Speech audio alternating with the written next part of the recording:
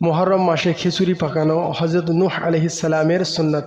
হযরত নূহ আলাইহিস সালাম যেদিন তুফান থেকে মুক্তি পেয়ে নৌকা থেকে জুদি পাহাড়ে অবতরণ করেছিলেন, সেদিন ছিল আশুরার দিবস।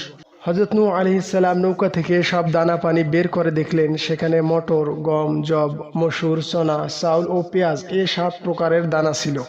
তিনি এ সবগুলোকে একটি ডেকচিতে পাক করলেন। জগৎ বিখ্যাত মুহাদ্দিস আল্লামা শিহাবুদ্দিন কালিয়ুবী বলেছেন, মিশরে আশুরার দিবসে যে খিচুড়ি পাকানো হয় তার আসল দলিল হযরত নূহ আলাইহিস সালামের এ আমল। হযরত নিজামুদ্দিন আউলিয়া রাহমাতুল্লাহি তাআলা আলাইহি রাহাতুল মুহিব্বিন গ্রন্থে বলেছেন, যে ব্যক্তি আশুরার দিবসে 7 দানার খিচুড়ি পাকাবে, আল্লাহ তাআলা তার আমলনামায় প্রত্যেকটি দানার বিনিময়ে নেকি দান করবেন এবং সে পরিমাণ গুনাহ ক্ষমা করে দিবেন। শাহ আব্দুল আজিজ দেহলভী রহমতুল্লাহ তাআলা আলাইহি বলেছেন, যে খাবার হযরত ইমাম হাসান ও হুসাইন রাদিয়াল্লাহু তাআলা আনহুমের নিয়াজের উদ্দেশ্যে পাকানো হয় এবং এতে সূরা ফাতিহা ও 4 কুল পড়া হয়,